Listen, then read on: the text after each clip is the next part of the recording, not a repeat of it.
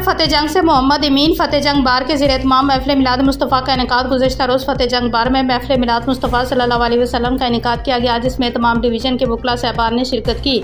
खुसूसी तौर पर high court bar association की कबीना ने शिरकत की। मोहम्मद शहजाद मलिक मजदीदी की नकाबत में महफिल को 4 चांद लगा दिए। महफिल की सदारत मोहम्मद अरफान खान एडवोकेट सदर ने की, जबकि महफिल की सरपरस्ती Sardar Habib Anwar Khan member Punjab bar council ने की। महफिल की निगरानी